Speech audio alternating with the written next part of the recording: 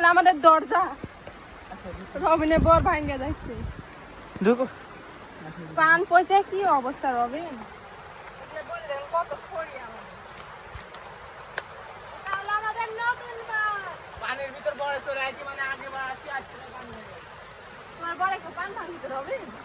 তোমার পরে কি অবস্থা দেখেন খালি বিকাশে। এই এগুলো পয়েন্ট খেলা করে কি চলো না এই যে এগুলো পর তো তোমার লাগবে। কেমন বাদ বস থেকে এনকারে ইয়া করে সব কিছু বুঝতে পারলে? কেমন বরস কেমন কেমন খুবই সুন্দর। সবাই দোয়া করবেন না বরের জন্য, কেউ নজর দিন না। বৃষ্টিতে ভিজতে ভিজতে বর থেকে এখন সোজা আমরা দুজন বাইরে চলে আসছি যে বাইরে একটু ভিডিও করলে অনেক ভালো লাগবে নি। আর আমরা এখানে সাউন্ডটা ডিলিট করতে পারিনি কারণ বৃষ্টির কারণে সাউন্ডটা ফোনের বসে গেছে। আর এই যে এখানে আমরা দুজন একটু কাপল ভিডিও করেছিলাম, কেমন হয়েছে অবশ্যই জানাবেন। বৃষ্টির মধ্যে দুজনে ভিজতে অনেক ভালো লাগছিল।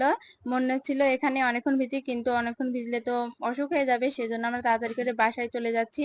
বাসায় যেতে যেতে রবিন বলছিল যে আমার গাড়িটা একটু ধুয়ে নি, সেজন্য তার গাড়িটা একটু পরিষ্কার করে নিচ্ছিল, মানে মুছছিল। তার গাড়িতে অনেক ময়লা ছিল।